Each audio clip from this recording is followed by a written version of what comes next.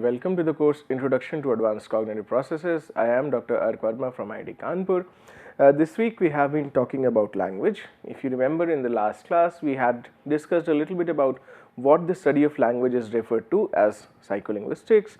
We talked a little bit about historical background, the historical evolution of thought about psychology of language, about psycholinguistics, and in the latter part of the last lecture we also talked about the fact that evolution of language is such a vast topic and there are so many different perspectives to look at, and the fact is that these perspectives come from a variety of fields. I mean, say for example, an archaeologist also in some sense is trying to find clues about evolution of language, same as a psycholinguist or same as a biologist, and all of those things together can only have the potential to inform people about what evolution of language is all about. Anyway, so that's done. Today's lecture we'll start talking a little bit about acquisition of language. If you remember, in the last class I told you about how a study of language is structured, and it might be a good idea to actually divide this study of language into 3 or 4 parts. The first being acquisition of language, the second could be comprehension of language. We can talk about words and sentences and so on and so forth. We can talk also about production of speech, that is speech production, and we can in the end look at other cases, say for example bilingualism or other kind of things. We will see how it goes and we will take up topics as they come. So let us try and begin talking about acquisition of language. And acquisition of language, basically when I am referring to children acquiring language. Children who are born starting from 1 month, 2 month, 3 month old, they start showing certain abilities, showing certain interest in listening to language, showing certain efforts in in trying to produce certain kinds of language, and you will notice that these skills increase almost exponentially over time as the child grows up. In this lecture and in the lecture after this, we are going to look at language acquisition in some more detail, and we are going to also talk about the fact that how is language in its complexity. Language is not just sounds, it's not just words, it's not just meanings, it is so many other things as well. There is this whole story of syntax and whole story of grammar, that even if you know how to construct words and what do different words mean, you would need to have some knowledge of syntax or grammar to be able to produce correct language. And it's not that we instruct our children to speak grammatically. I mean, that comes much later in school, but the idea is you will see very young children, 3, 4, 5 years of age, start speaking natural language, start speaking language which obviously has some errors, but for the most part is grammatical, is correct, has all of those features of complexity that we were discussing in some of the earlier classes, when we were comparing apes language with children's language. So let us try and talk about how babies acquire language. So one of the questions you could ask is, do babies talk? They make all kinds of sounds, they make cooing and babbling sounds, they make all kinds of vocalizations. Can we refer to them as they are talking? What does talking comprise of? So let us look at it. Babies do make these babbling sound, ooh, ah, etc., etc., and they keep on doing it again and again. They keep on going at it, drawing attention of elders and parents using these vocalizations. Or they make cooing sounds, and they make or they might just laugh and cry or emote, and these are the ways in which babies communicate to each other. Babies communicate to the parents. But is this what language is? I've tried to draw a chronology from the help of Matthew Traxler's book, the chronology of how babies develop. So the first period of 0 to 6 weeks, babies just make vegetative sounds, things like that. It's not really a full-blown vocalization as well. They start making cooing sounds, slightly larger, louder sounds by around 6 weeks. You can hear a full-blown laughter by around 16 weeks. And then there is a period of vocal play which goes on from around 16 weeks to almost 6 months, when the baby is constantly engaging in making different kinds of sounds. And one of the things is that the baby kind of tries to figure out at this point in time what kind of sound leads to what kind of response from my parents. And then by 10 to 18 months, babies start uttering single words, mama, papa, those kind of things. And this kind of goes on and on in 2-word utterances. By 18 months, telegraphic speech comes around. 2 years where they are speaking broken words or just set of words, not really arranged together in any strong syntactic framework. But around 2 years and 6 months of age, a little bit maybe plus 6 months, minus 6 months, a lot of babies start producing full sentences. I want this, I want to be taken here, I want to eat this, all of those kind of things, again depending upon the kind of language these children are using. Now, does any of this comprise what language is? We had a lecture earlier where we talked about what does it mean to say that somebody has language, what are the salient features of language. So let us try and reason at it. So the question could be, how much language do children know at birth? I mean, they are making all of these sounds, they know the function of these sounds as well. They are making efforts to communicate using these sounds, they are making efforts to communicate if they need food, if they need water, if they need attention, all of those things they are kind of in some sense communicating by the starting from the age 6, 8 months onwards, 10 months onwards, and so on and so forth. So behaviorists, if you remember the behavior school of psychology, which says that human beings are born tabula rasa, they are born as a blank slate, and anything that they acquire, anything that they learn to do later, anything that they do later is actually learned from the environment. So the behaviorists would say no, children don't know any language at birth, they are basically blank slates, and they are kind of using whatever input is in the environment to learn of this. Experience is filling up this slate. So in some sense you would say that these people are saying, just for the funny part of it, that babies are dumb, they don't know anything, they just come into this world and they start picking up material from this world. But there is very strong opponent of the behaviorist theory, which is the nativist, championed by people like Noam Chomsky, Steven Pinker, and so on and so forth. And nativists basically say that no, it is not possible that a human being is born with a blank slate. There is a wide history, there is a long history of evolutionary knowledge being accumulated, and it's very difficult to assume that a child being born in 21st century, so many years, millions and thousands of years post evolution, still being born as a blank slate. So they would say that infants have a very innate appreciation of the environment, they have a very detailed pattern to look into the environment and to draw information out of it. So they say infants are aware of things like occlusion, they will look for objects even if they are hidden from them, they have some appreciation of quantity in terms of numbers, they also have some way of looking at physical objects and substances. So all in all, what they basically are trying to say is that babies are smart, they are not really completely dumb, they are not born as a blank slate, there is obviously a history of evolution that is behind them, and that is what on which they will actually build upon, acquiring the other skills that they have to in the in their current lives. So that is one. So you see that there is this kind of contradiction between the two theories, and nativist approaches, again just moving forward with them, nativist approaches say that all of these abilities that children show at birth are a result of things like adaptation, natural selection. You might remember Darwin here, that so many of these abilities that children and generations before them have mastered and have discovered to be very important in life are still there. They might not be so manifest, but they are still there, and children are using help or aid from these skills in order to categorize and classify and understand the environment, also to classify the input and get some appreciation of the language part. We'll talk about this in a bit. So this is what Steven Pinker and other people would say, that these innate learning mechanisms, some things that have been passed on from generations to generations, are the mechanisms that allow children to figure out how adult language works. So children are very attentively listening to whatever the adults are speaking around them, and this is what they are actually using to these innate learning mechanisms is what they are kind of relying upon in order to figure out how this puzzle is really there. Imagine a child who is born and the child does not know what sounds are, and the child does not know how sounds are connected, and the child does not know that these sounds refer to something. It is a bit of a puzzle, it's a very complex puzzle that the children have to figure out. And Pinker and others say that there are innate learning mechanisms that are helping children do that, that are actually making life slightly easier for them. We'll talk about these things in a bit more detail as we move ahead. So Pinker says there is what is called a special cognitive faculty for learning and using language. So there is a cognitive ability, let us say, in the brain somewhere, probably in the mind, as cognitive psychologists would like to speak, that is allowing children to parse whatever adult language is there, to detect patterns in it. That is what will help them learn the language, and later that's what will help them produce language as well.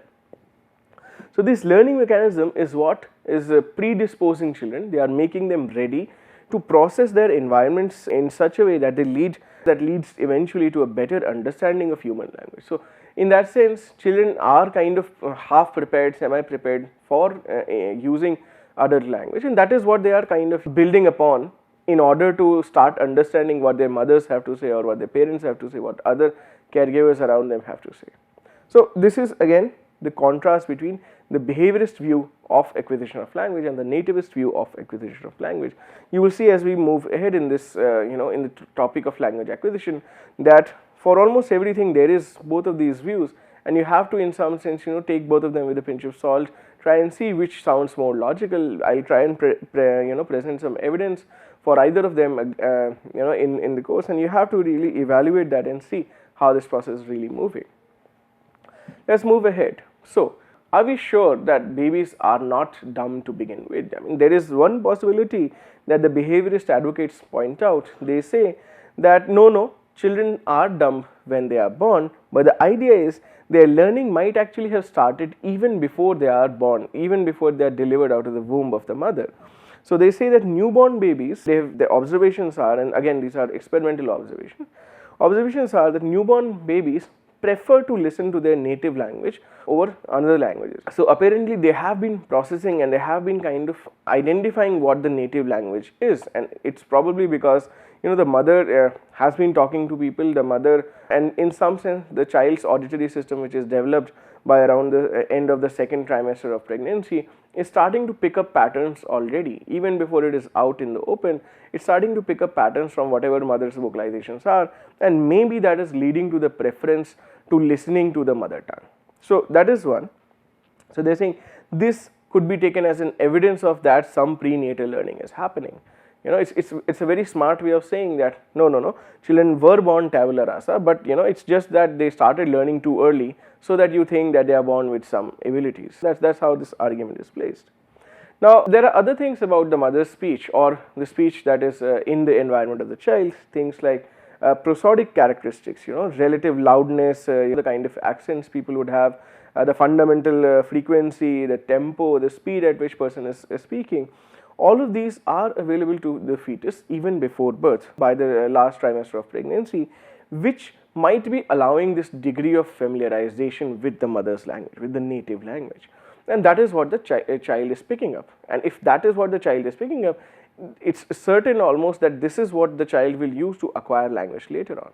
So let's see how the story pans out. Now one of the I'm kind of taking a break from this argument for now. Something that I would also want to talk about, because I'm going to present experiments later, is how are you going to test anything with the baby? If you have a hypothesis that the baby is responding to this language, you will have to conduct experiments, and you'll have to really make sure of that the baby is responding to language and nothing else. So there have been very ingenious methods they have been designed, and people like Jushik, Aimas, and those kind of people, and I'll talk about their experiments in a while. They have developed ways in order using which they can experiment with children. So one of the very famous, very much used paradigms is called the high amplitude sucking. The high amplitude sucking is basically, it's coming from the fact that babies, if they do nothing at all, they at least get nutrition by sucking behavior, by acquiring milk from the mother's body and from bottles or those kind of things. And this high amplitude sucking procedure is something that can be exploited in order to get some kind of a response from the child. So what they did was, their newborn's infant are connected to a device called the pressure transducer, and the pressure transducer is basically a device that measures the pressure that is applied during sucking.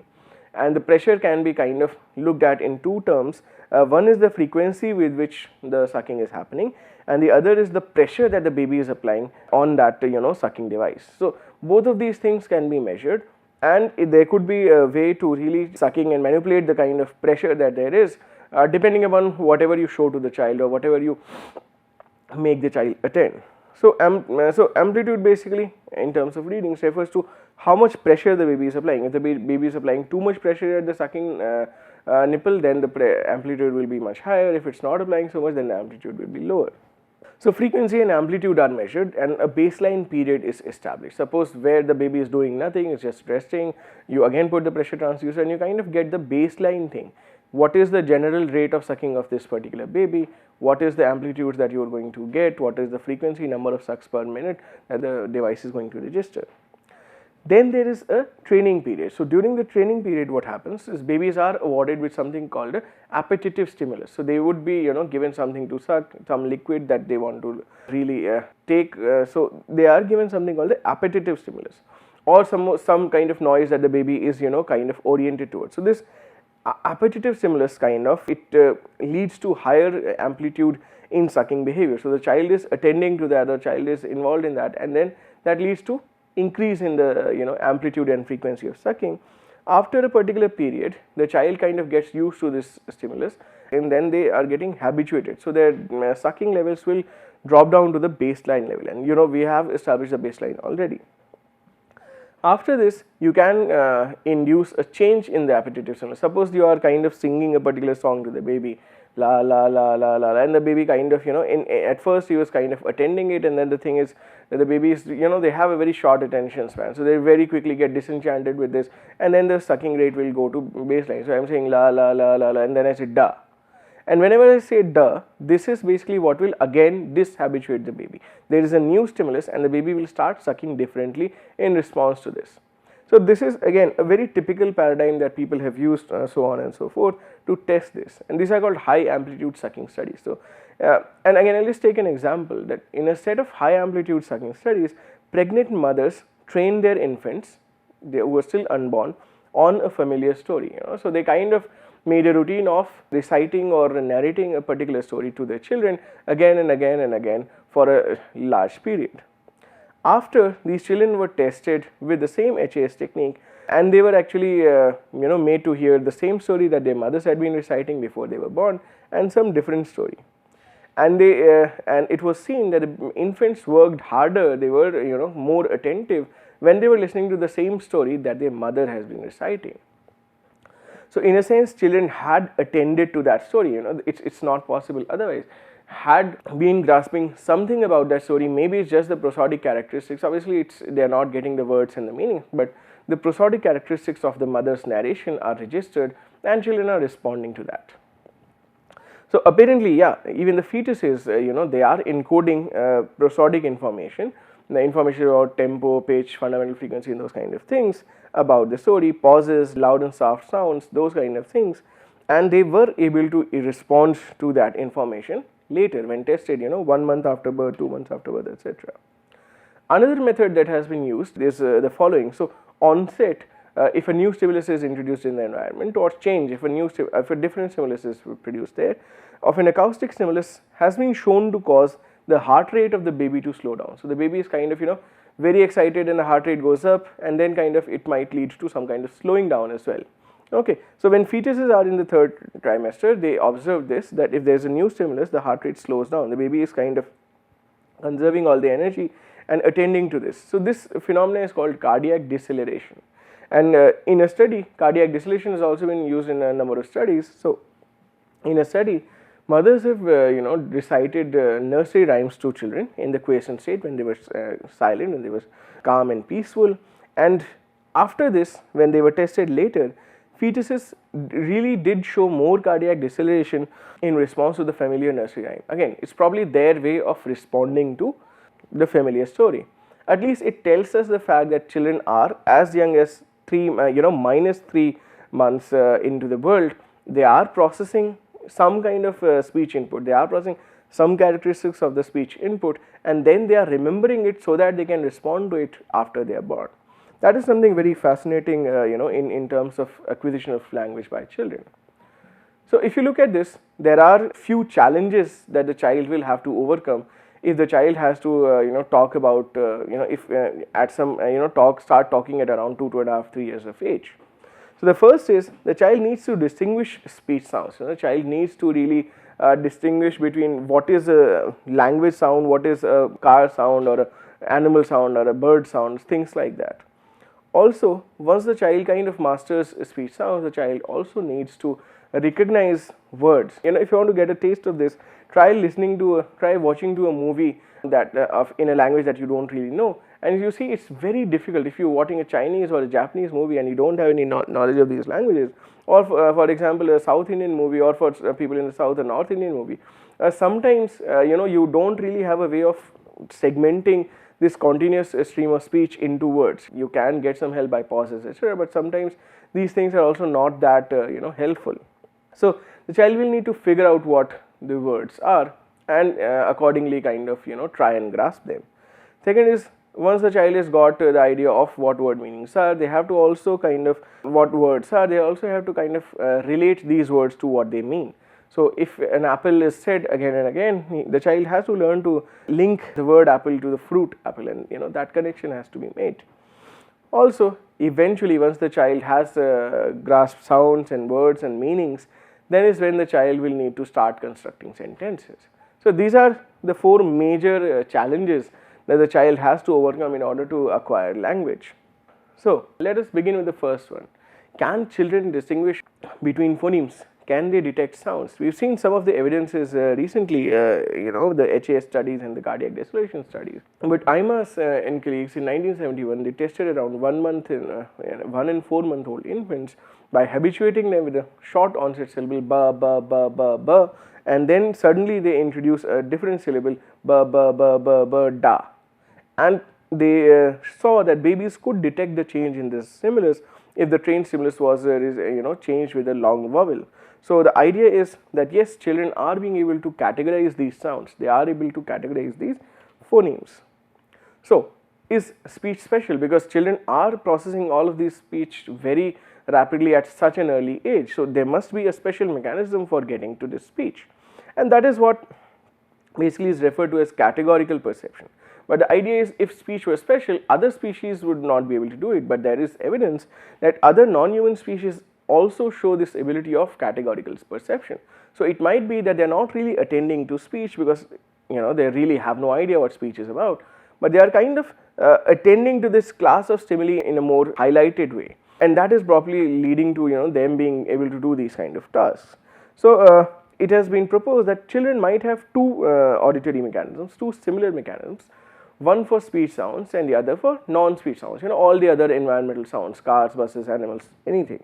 So because children are doing this so early, there is something of a case that people are making, and they're saying is, Dzuschig says that children appear to have an innate mechanism for listening to speech sounds. So there is some innate mechanism that is predisposing them, that is allowing them to listen to speech sounds more significantly as compared to so many other sounds in the environment. And again, as Pinker was saying earlier, there is something called innately guided learning, and this innately guided learning is what is leading them, is what is predisposing them to pay more attention to the specific onsets of the speech sounds. Okay, so that is one. So they are kind of giving extra attention to speech sounds spoken by mothers, fathers, caregivers, other things, as compared to the other kind of sound that might be there in the environment. And this attention might be leading to detailed processing of these speech sounds. This attention might be leading to more sophisticated processing of these speech sounds. Finally, when this detailed processing is happening, learning will be happening, because children are now processing these things in detail. They are picking up patterns from this, and this learning, picking up patterns, this learning is happening to children which are exposed to specific languages. They begin with little knowledge to gradually mastering the very complex phonological, lexical and other characteristics of the language. So this is again one of the proposals, and there is also at the same time some evidence for this kind of learning happening.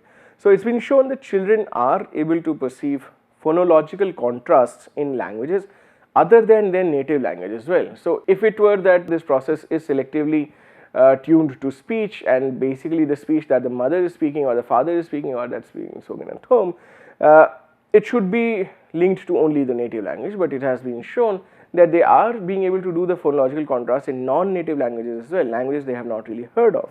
So for example, Kikuyu children in Africa were able to detect the difference between b and p sounds not distinguishable in their language. So they are in some sense having a very general auditory processing mechanism perhaps.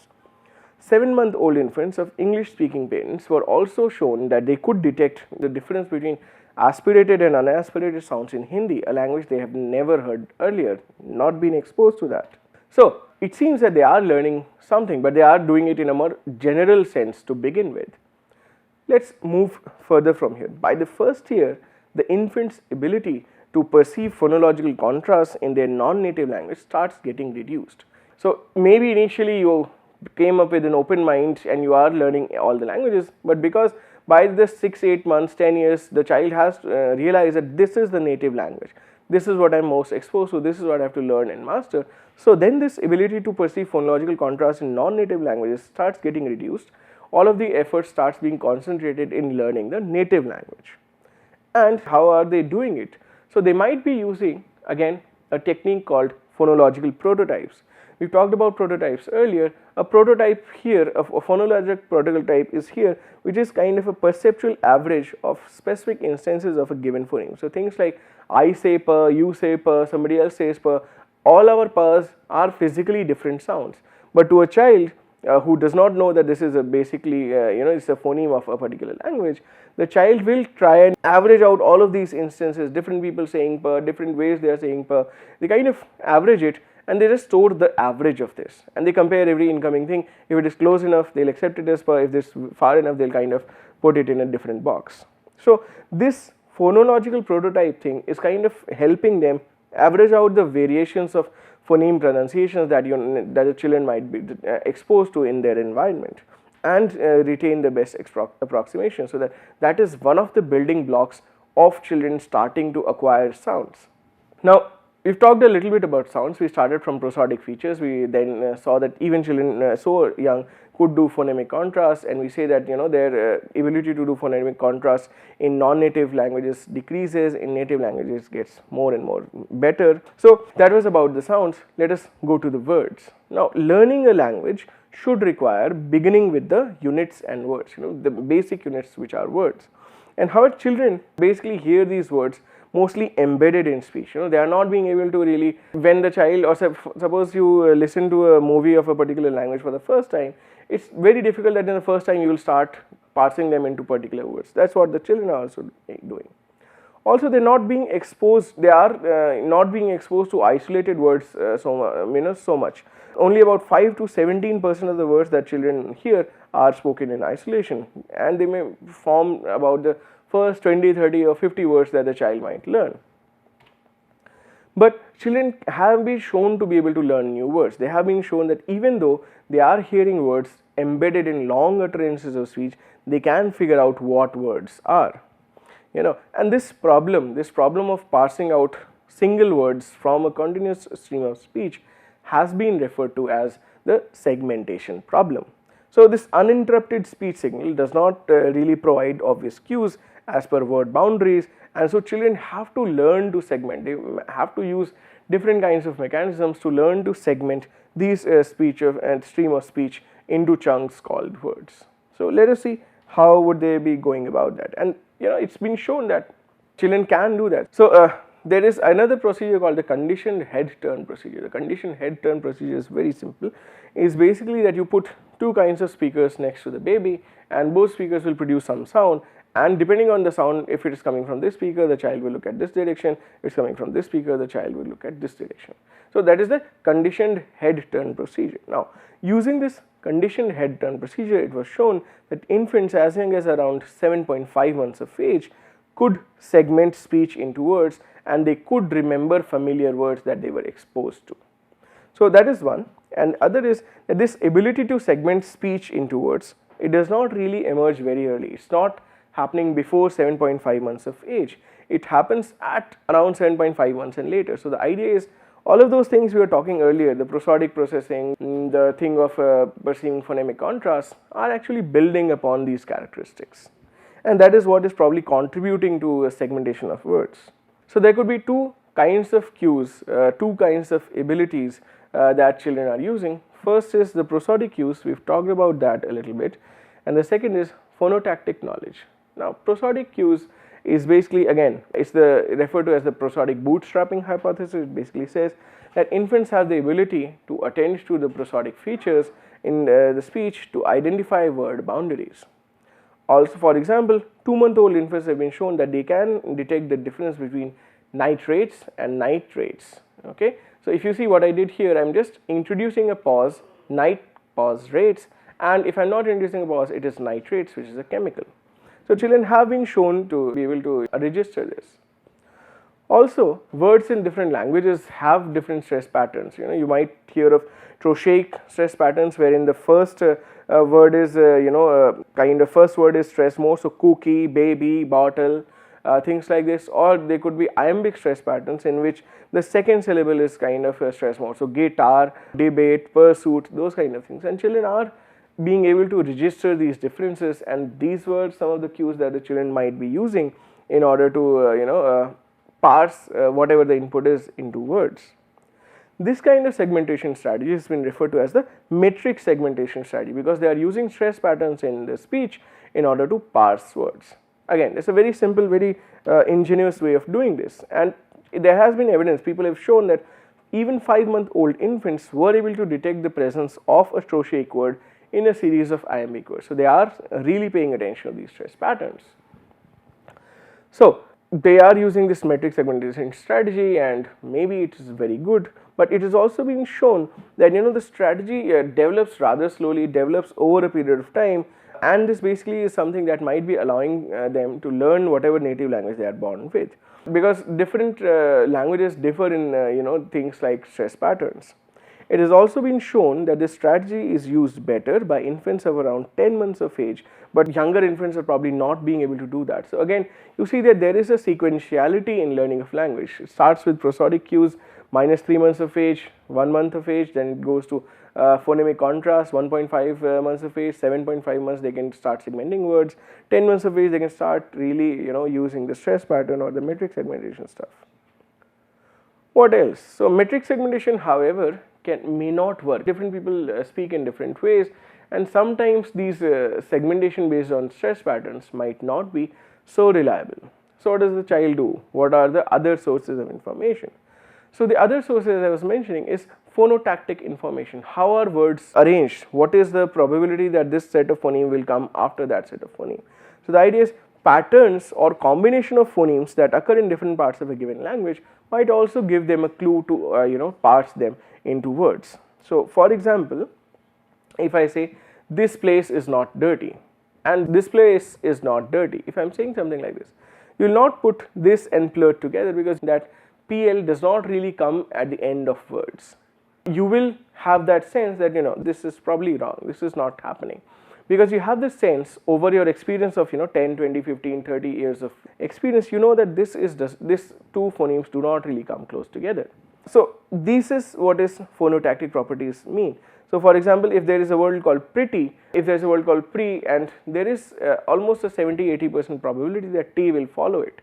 So children kind of have a cognizance of this kind of thing, and they kind of remember this, they kind of use this in ability in order to pass the incoming speech stream into words. This sensitivity to phonotactic properties has been shown in infants around 7.5 to 9 months of age.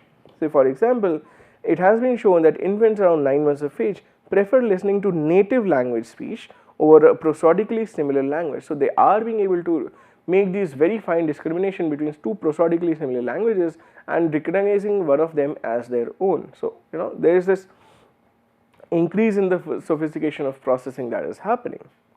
So how are children picking up these things? One of the questions we might ponder about is, how are children picking up these prosodic features? What is it that they are really grasping out of it? One of the clues is infant directed speech. Infant directed speech is basically the way we talk to children. We talk to children in a very highlighted sort of a way. We talk to children in a very star kind of a way. It has high pitch, it has highlighted changes. If you remember reading any nursery rhyme or a story to a child, shorter sentences, very loudly you speak so that the child can appreciate the curves and the pitches of your language. And this infant directed speech is something that is providing the children with clues to parse the native language. So that is also something that the children are using, and they're probably building upon this. A little bit more about IDS. So IDS has these exaggerated prosodic features, the highs and the lows and those kind of things. it has a much clearer indication of word boundaries. You will say hello, have this thing, those kind of things. It has very clear word boundaries, and in some sense these are more salient for the child to be able to process.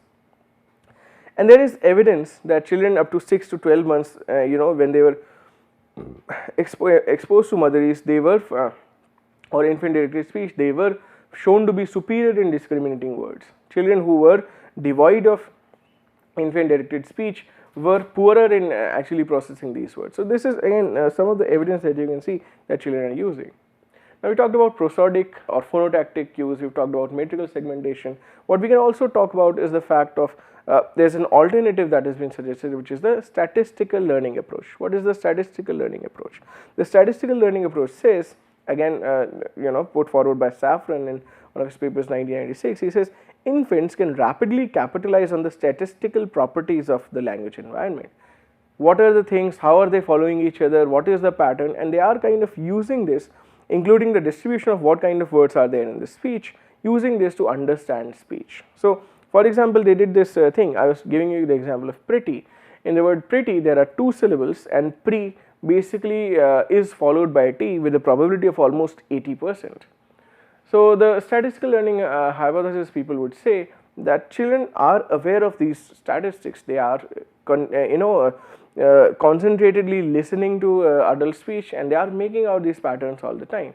And again, they are not really calculating it, but that sense is there, and they are using that statistical sense in order to parse speech. So these things are referred to as transitional probabilities. Which phoneme will be followed by which phoneme with what probability is called transitional probability, and this is the likelihood that a specific syllable is going to be followed by other one.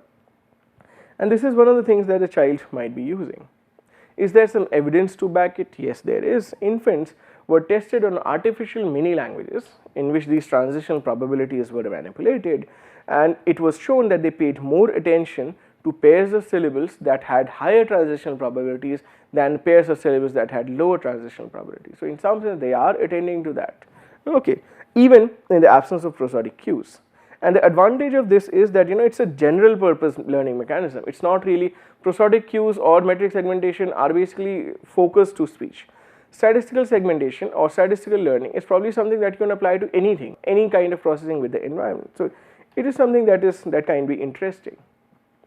So we have now 3 things. We have metrical segmentation using stress patterns. The child is segmenting speech.